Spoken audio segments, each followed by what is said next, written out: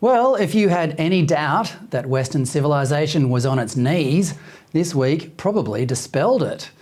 First, one of Australia's esteemed senators embarrassed herself and the nation by being shoved to the ground by cops to stop her interrupting a peaceful rally in support of women's rights, then crawling away like a wounded animal.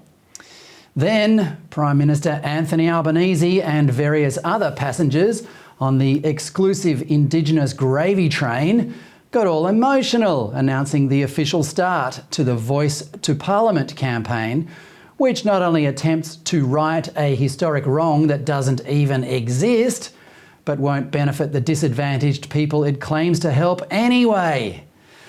Moving overseas, Twitter lit up with fake images of former President Donald Trump being arrested for paying hush money to a hooker, while his successor, President Joe Biden, struggled to read poetry off an auto cue.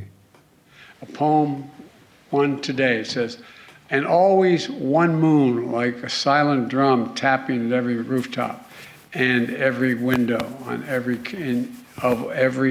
country. Let me start this over again. I'm getting so intimidated by being here. And always one moon, like a silent drum, tapping on every rooftop and every window of one county. All of us facing the stars. Hope, a new constellation, waiting for us to map it, waiting for us to name it together."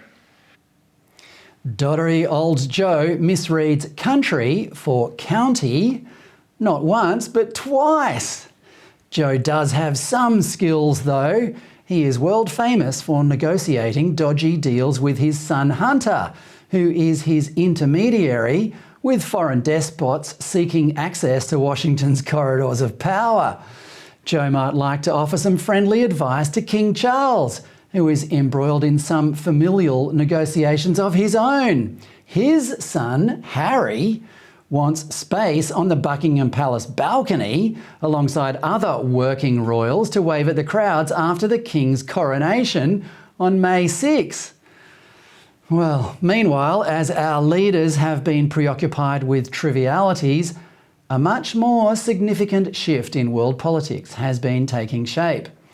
This shift will have huge implications for Australia, way beyond anything Lydia Thorpe or Albo could cry about.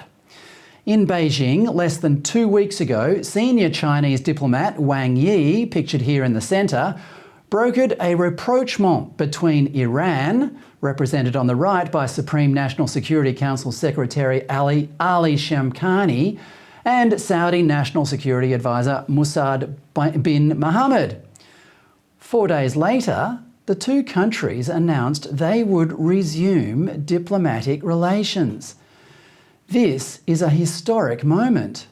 The Saudis are Sunni and Iran is Shia. These men shaking hands is like Lydia Thorpe getting up off her knees and graciously embracing Pauline Hanson.